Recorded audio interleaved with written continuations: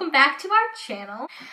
If it is your first time coming here, then thank you so much for joining the Youths and Book fam. If you've come here before, thank you so much for coming back. Considering that it's summertime, I was thinking that maybe I would do some sort of book that had to do with summer, but not like my summer reads, because I'm actually not sure what those are yet.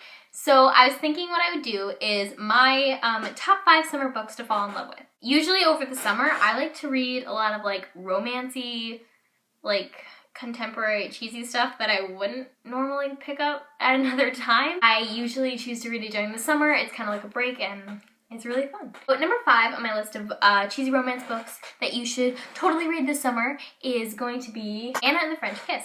So if you haven't read Anna and the French Kiss, or if you've never heard of Anna and the French Kiss, it's a really awesome trilogy of books. It is written by Stephanie Perkins, who is a fabulous contemporary writer, I think, because I've always been into those types of books. The story follows a girl named Anna whose parents are having her go to a boarding school in Paris for the school year, for her senior year of high school, and she's not exactly thrilled about it because she's leaving all her friends and she doesn't really want to. Once Anna gets there, she meets a really kind of interesting group of friends and she befriends most of them, and it's just kind of her story of getting along in Paris, and it's really, really good. If you haven't read it, I would highly suggest reading it this summer because it is fun, it is easy, and there's actually 2 other books in the series which kind of incorporate some of the characters in this book. The second book on my list is actually a book that I had just gotten for Christmas this year from my friend, and it's called Love and Gelato. Oh god, I have terrible lighting. It's a book about a girl who loses her mother, and so she's going to Italy because her mother wants her to go there and spend the summer with a friend of hers, but there are a lot of weird things that happen and she's not really sure about who this friend is and if it's really just a friend of her mother's or something more, and it's a really awesome book. I wasn't really sure what to expect with it, but I ended up really enjoying it. Again, it's kind of like a cheesy contemporary romance thing, so I highly suggest it. If you haven't read it yet, you will love it. I'm gonna show your back so you can actually see. The third book that I have is called A Little Something Different, which, oh god, the lighting. Written by Sandy Hall. It's a book that, honestly, I didn't really know what I was going to think at first, but actually it was one of the best books I read in a long time. It was very much of a style as Rainbow Rowell, who if you haven't read, I love. If you haven't read her, you should totally read her this summer. So A Little Something Different is a story about 2 characters named Leah and Gabe. Everyone thinks they should be together, except they don't really see it. The point of view is never from Leah or Gabe, it's from all the people around them, and it's all the people who are observing their love story, so teachers and friends and siblings, watching their relationship bloom. And I think it's really interesting. I've never read a book like that, and I loved it. I absolutely loved it. So if you haven't read A Little Something Different, I would definitely pick that book up, no matter what time of year it is, because it's really good. The author, Sandy Hall, also wrote Signs Point to Yes, which again was really, really good.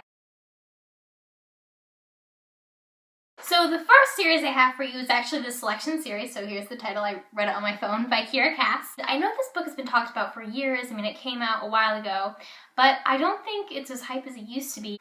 If you haven't read the Selection series, then I highly suggest that you read it. It was one of my favorite series I ever read. I think the Selection series was something that a lot of people debated just because they didn't really like the characters, the way it's written, or anything like that, but I loved it. So the Selection series is about a girl named America, and the author created this kind of world, almost like a lot of dystopia places like Divergent and the Hunger Games, where everyone lives in a caste system. 1s, 2s, 3s, 4s, 5s, and you go down.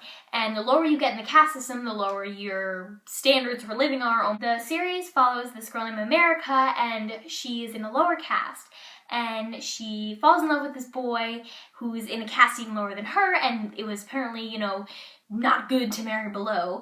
So the person who's a 1, the prince, has a competition to see who will marry, and her mother really, really wants her to enter, so she does, and not expecting to get picked, she does get picked.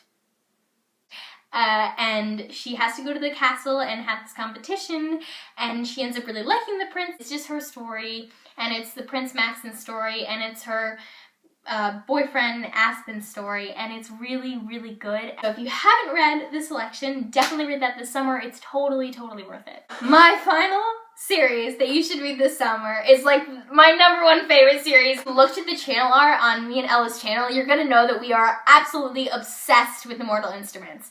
So The last book that you should totally read this summer is The Mortal Instruments, and I don't have a copy of City of Bones. Which is crazy because I absolutely love the book. I have copies of most of the other books, but I don't have City of Bones. So this is the second book, City of Ashes.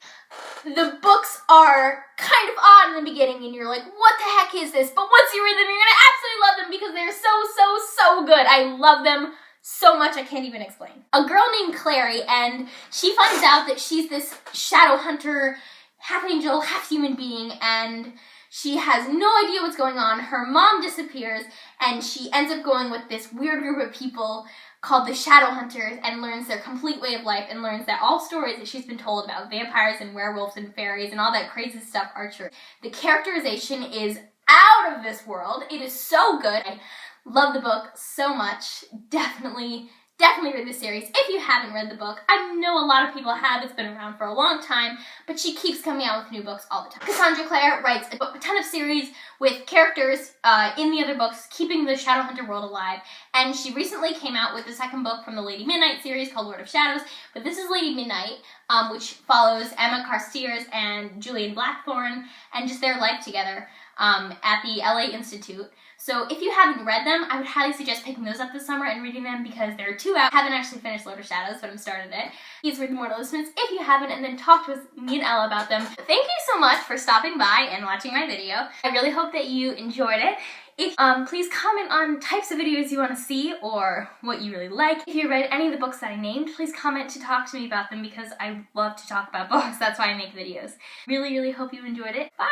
Thank you! Thanks for watching this video.